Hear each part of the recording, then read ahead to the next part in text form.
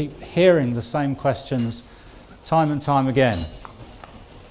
And what I'd like to do in this last session is just to give you my take on what the answers to some of these questions might look like. Now, I come from an engineering background, so some of the perspectives I have on Feng Shui is a little different to what a lot of you might have. But that's okay. We're entitled to have different opinions. So I'm going to kick off and talk about the first question. Oh, I'm going to have to put my glasses on, and unlike Dr. Oon, I do have to use notes, otherwise I forget what I'm doing.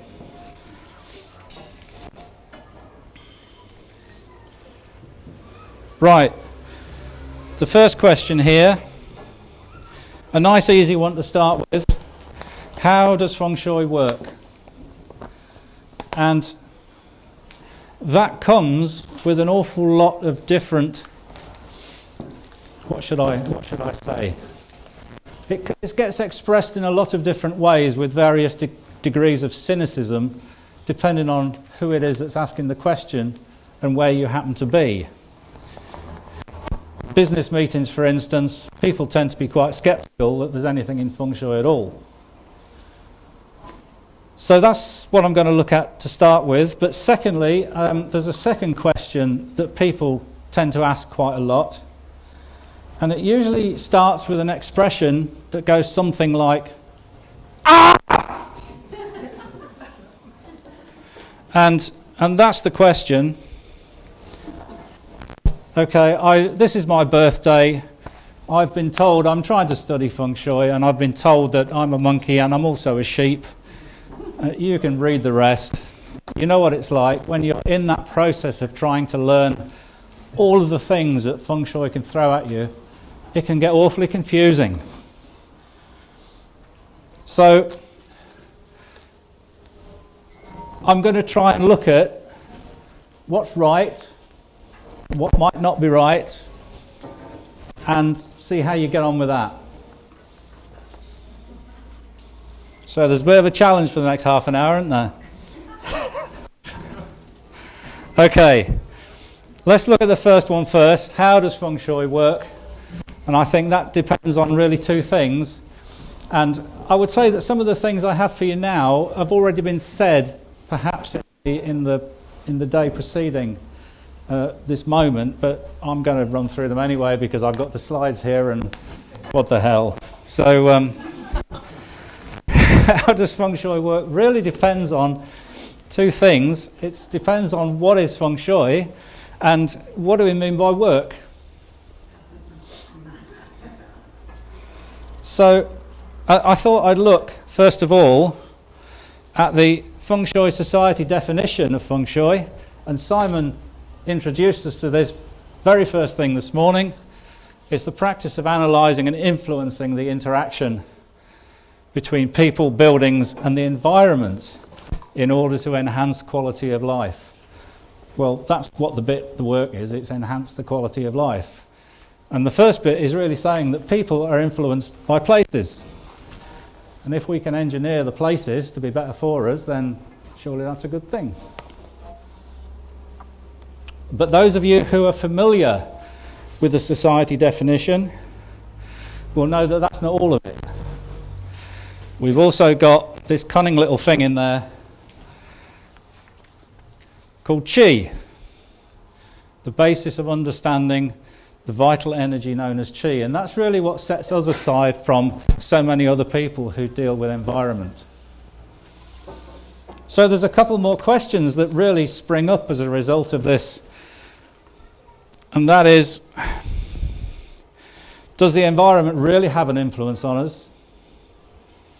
Or are we all dreaming? Because if we are, we may as well just go home. And the next one is, what is Qi? So we'll have a look at that as well. I know one or two other speakers have touched on that, but I have my own perspective, which I'll share with you. So are we influenced by our environment? Let's look first of all on a huge scale. This is planet Earth. Some of you will recognise it. Maybe some of you don't, I don't know. I see it regularly when I'm on my way home at night. Obviously, it's the environment of the earth that supports life in its entirety. And in that respect, everything we do depends on the right environment being present to support us. But coming down to a more human level, let's just take two villages, for example. One of them in the remote plains of Africa somewhere, and the other one a more typical English village like Wimbledon, let's say. And you can look at these two places and you can see, whichever way you wish to look at it, that life is different. It's different in Africa to what it is in Wimbledon. Everything is different. Life expectations, health, life expectancy, education, everything is different. And so is the landscape. The landscape of Africa is very different to that of Wimbledon. If you try to hunt rhino in Wimbledon, it's not going to work very well because the landscape doesn't support it.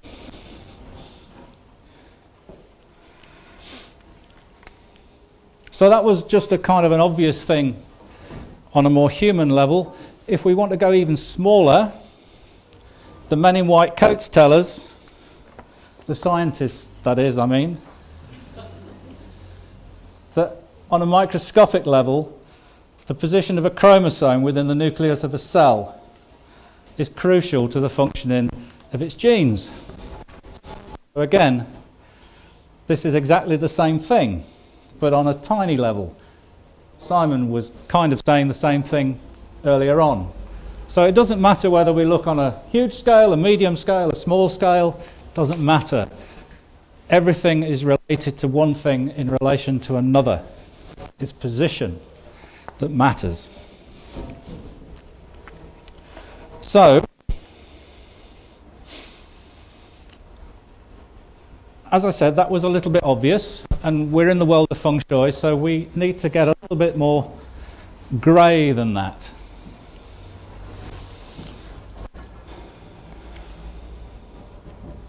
So has anybody seen the TV programme called Escape to the Country? Yes? Chrissy, a few people have.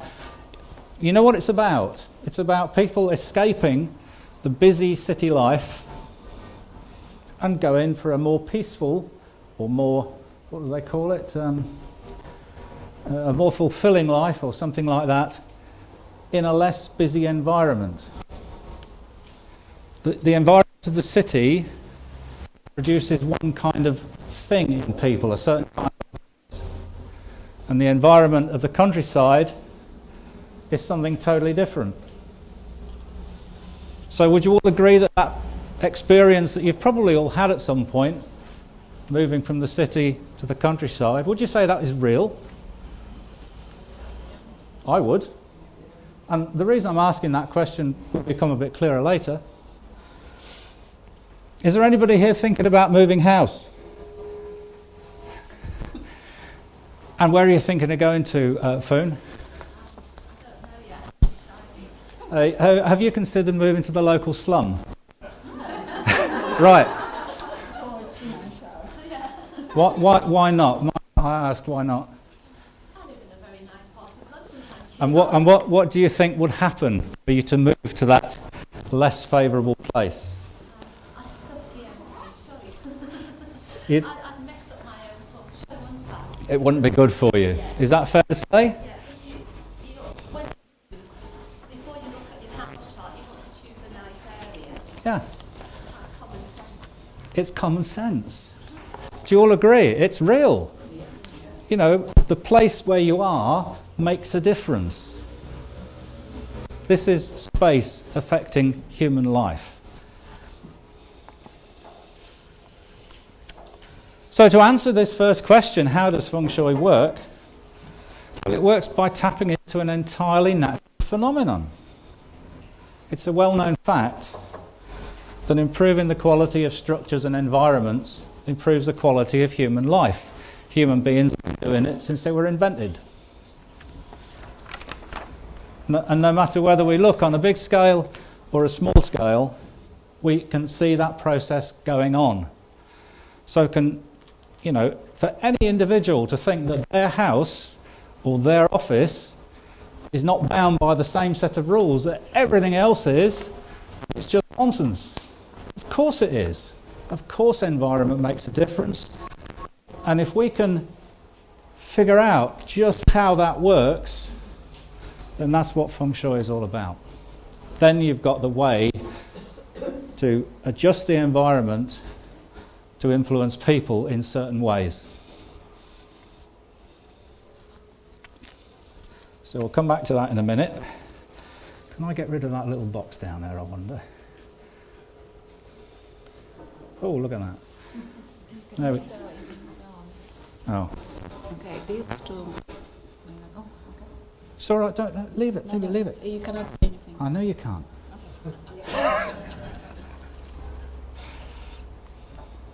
That's because it's on the next slide. Okay, so before we kind of press on, let's look at this idea of what is qi. Now, it's been mentioned earlier today, and as I said, I have my own take on what is qi. People have been trying to define this for centuries. But for me, it's really quite a simple idea. Qi is just information. It's nothing mysterious at all. It's just a set of information. It's every piece of information that might describe something. The complete set of instructions, if you will. Oh, excuse me. How something works, how it's built, how it behaves, everything connected with it is its qi. That might be a city, or it might be a bit of old stick. Everything has qi. If it exists, it must do, because there's a set of rules which describes what it is. So for me, information is qi. So we can look at this in a number of ways, and we can measure certain things about it. The length, the diameter, the weight, the density. It goes on and on and on. And that's the tangible side of qi. Howard mentioned the tangible earlier on, and he also mentioned the intangible. And that's the thing that makes me look at that piece of stick and go, wow, that's incredible. I'd really like to mount that on a plinth and display that on my fireplace. This is now a piece of art. And now I'm tapping in or cottoning on to that intangible thing that makes this something special, not just a bit of old stick. That's the intangible side of qi. We're never ever going to measure that. There'll be no instrument that will ever measure it. But it's still there, and it's still part of the definition of that particular object. So I would say qi is not mysterious at all, but it's certainly overwhelming. The book of instructions on this would be huge, probably, if anybody ever bothered to write it. So if there was a picture that could show what qi is, what might that picture look like? And I suggest it might look like this. It's just a jumbled mass of information. There is so much stuff in that picture that you just can't see it. If you try to look at it all in one go, it's just a mess. Looks like a rainbow. Okay, fair enough.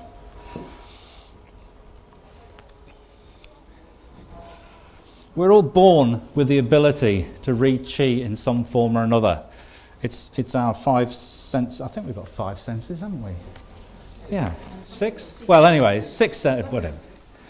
Our senses. I've lost count. And Vicky wants me to count votes later on, dear me. We can tell the difference between a city and a country village. We read the chi of those two different places. We can tell the difference between the slum and the smart bit of town because they have a different quality of chi. To say that word is just representing the things we see in the world around us in a different way. It's a different way of expressing the world around us. My own personal chi defines who I am, how I behave, and it's coded, at least in part, into my DNA. And you can all read it and decide whether you like me or whether you don't. You can figure out all sorts of things about me based on how you read my chi. But when we come to read the chi of someone's home, perhaps, if you're trying to go in there in the context of a Feng Shui consultation, then it's not going to be so easy because we're not used to doing that, most of us anyway. And if to go into somebody's home and try to read chi, it looks a bit like this. Blimey, there's a lot of information there. And how we make sense of that, how we kind of create a focus into this massive information is really where our Feng Shui methods come into play. And there's another reason that I like to use this picture to represent chi, is that not everybody is ever going to see the information which is hidden in that picture. I don't know if anybody can see the hidden information in the picture, but there's definitely a message in there. But the point is, it doesn't matter actually whether you can see it or not for the minute. The point I'm trying to make is that some people will never ever see it, and some people will be able to see it with a bit of effort or a bit of practice. And it's the same with Feng Shui. Some people get it, some people can see how to read chi and how to juggle around with the various aspects of different methods to get to understand how their client is working, and some people really can't. I've seen people study Feng Shui for years and never get it. It's just like playing the violin. Some people can do it and some people can't. So it's not a thing for everybody.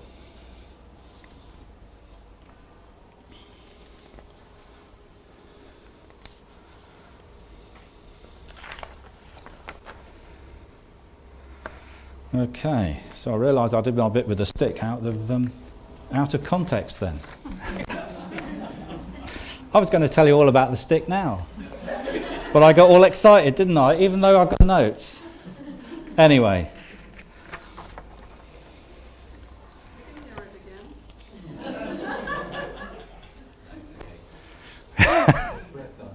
Yeah, we'll press on. I think we will. Yes.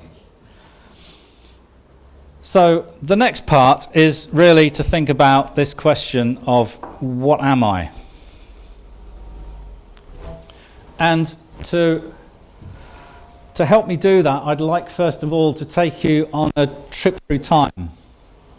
I mean, I know it's late on a Saturday afternoon, but bear with me if you will, and come back something like about 5,000 years or so to when mankind was really learning how to do his thing.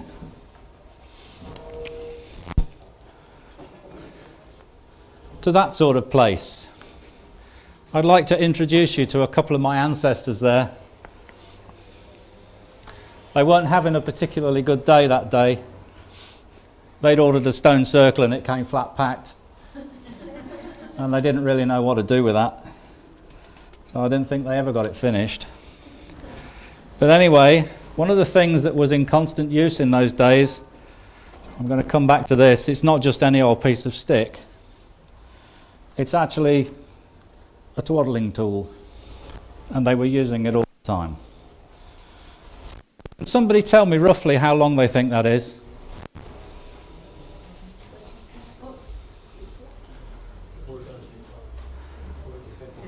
30? 40 centimetres. Well, it can't be actually, can it? Because centimetres haven't been invented yet.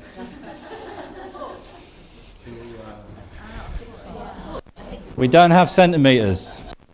Because they have a small feet at the time. No, so What do we have to do? How do we express if there is no concept of a unit of length? How on earth do we express the length of this? Yeah. What are you doing though? You're creating a measurement system, aren't you? You have to. You have to create a measurement system, because without it, the world doesn't make sense. Okay. So we'll come back to this now. We'll invent centimetres, and we can say that that's going to be about 45 centimetres. Yeah? Roughly, it doesn't really matter. So that's fine.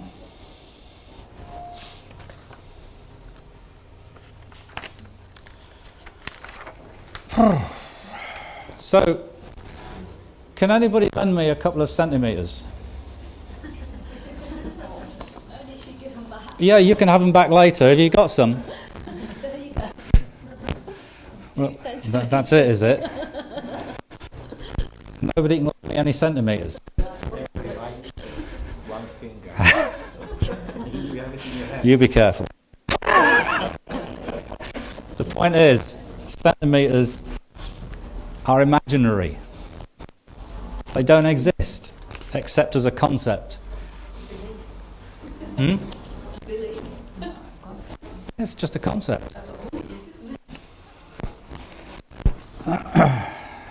What we have to do is to use this imaginary concept to describe the real world. So, can anybody tell me how far it is from here to Aberdeen? We haven't done miles yet, we've only got centimetres.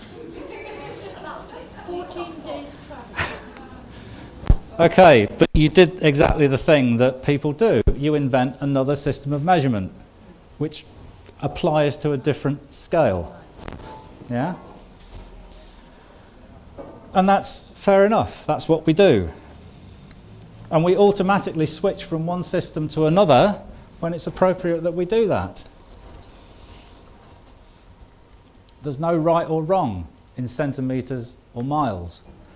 They're just different systems, and they both apply in their own way, and they're both right. So we could invent inches as well and have some competition in our ever-growing imaginary world. But inches aren't a problem either, so long as we don't mix them up. If you start to mix up centimetres and inches when you're trying to build something, it gets to be a real problem. So don't mix them up. So that's one little thing to say. But I'd just like to introduce a slightly different angle.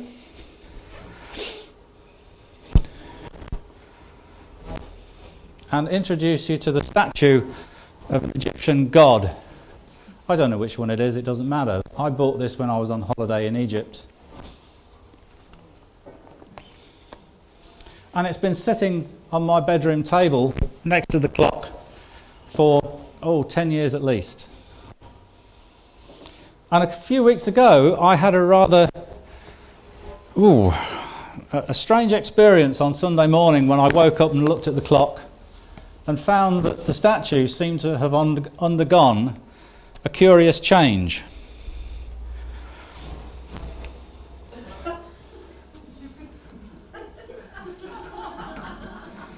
As you can imagine, that kind of got my attention. So I had to... There was only one thing I could do then, was to get out of bed and go and have a closer look. And of course, what had happened is that my wife had been clearing up and just pushed a few things to one side while she was dusting the cupboard top. and that's the way it just happened to seem. And the point I'm trying to make here is that when you see things from one perspective, you might well get misled as to what you're seeing. It helps to have more than one perspective on anything. When you go to see the doctor, he does any number of tests on you, from taking your temperature to banging you with his little rubber hammer and taking x-rays. You know how it works. But everything they do adds to the perspective, to build the picture of what's going on.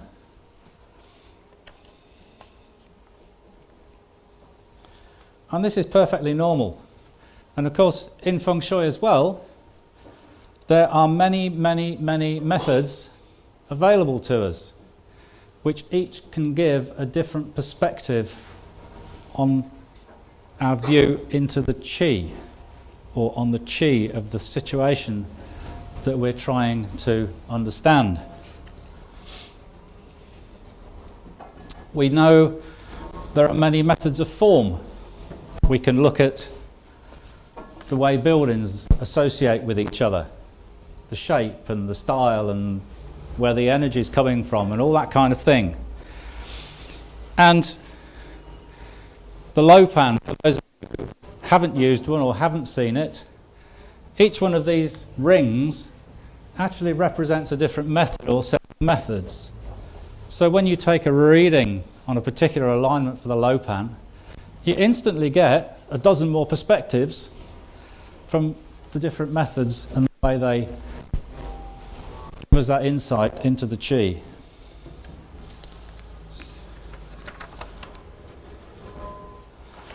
So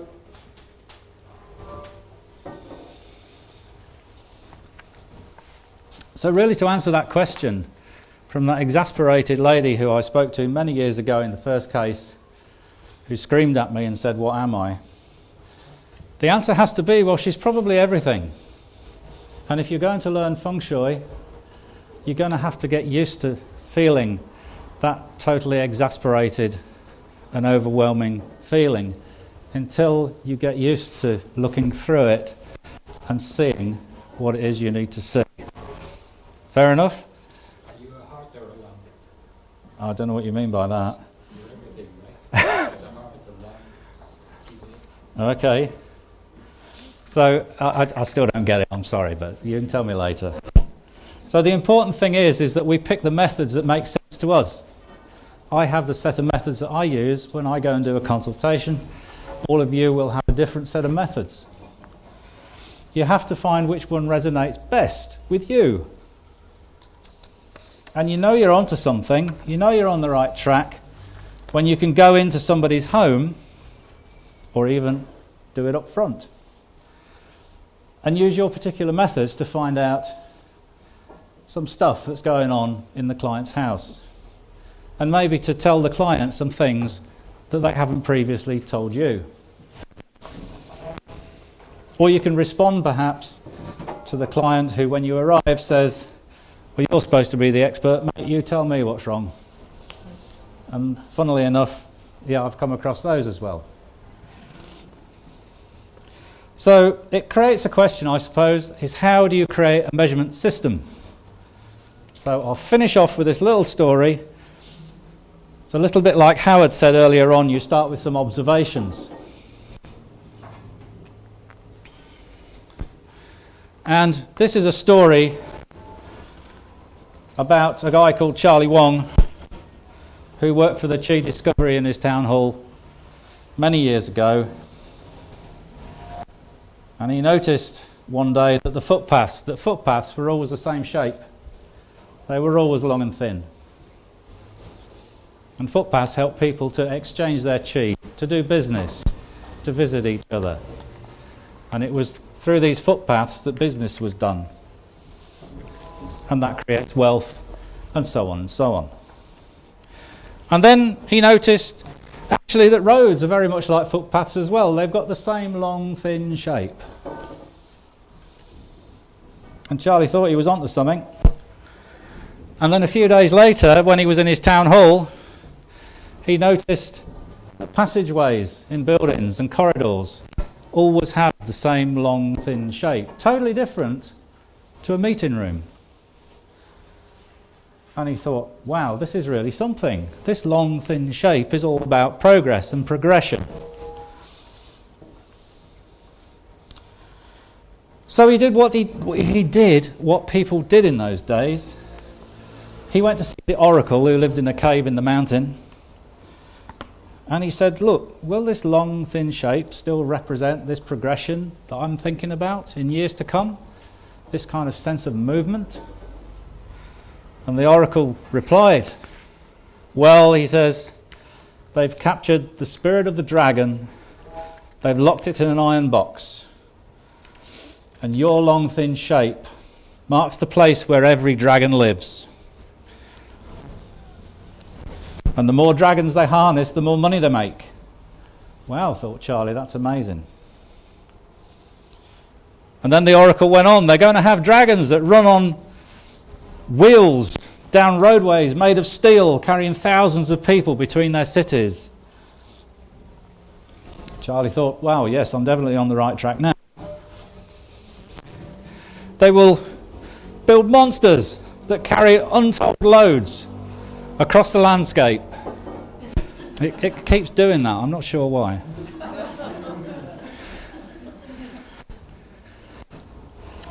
I see vast ships carrying thousands of tons of cargo across the world. Well, Charlie knew that ships were always long and thin. But thousands of tons, well, he wondered if the oracle had been on drugs. So when the oracle started to tell him about the fact his long, thin shape would be used to build flying machines that could fly hundreds of people halfway around the world in the time it took Charlie to get to market in the next town, he thought the old man was making fun of him.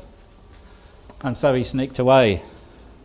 Had he stayed, he would have heard the oracle talking about the flocks of cranes which miraculously descend upon the landscape when progress is being made with their curious, long, thin shape. He would also have heard about this fantastic place which has these long, thin shapes everywhere. This is the city that never sleeps. Go, go, go is the name of this place. Charlie was gone, of course. But then he knew he was onto something. He went and talked to his managers, and they decided that they were going to give this thing a name. And then they made probably what I consider anyway to be one of the biggest mistakes in Feng Shui history. They called this wonderful sense of progression wood. So now everybody who tries to learn Feng Shui thinks it's something to do with trees and bits of timber. And it very often takes a long way to get across that.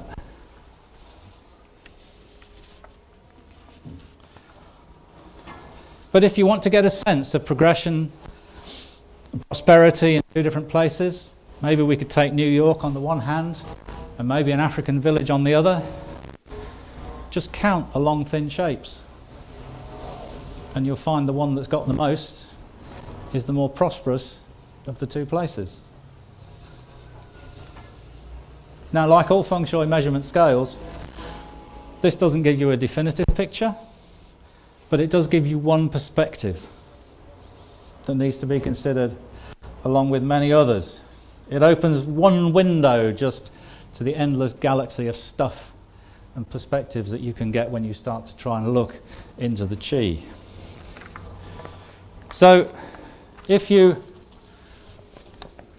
rather like the idea of the wood being connected to progression, would like to know a little bit more about it, then I've got a few books here that explain the whole system and how you can see this thing in reality. You're on a bus ride into town, how the Qi is working, in fact how yin and yang can be interpreted, and how you can see the five elements all going on around you. So, if anybody would like to ask me questions now, you're very welcome. Good Lord, total silence, look at that, eh? I've stunned you all.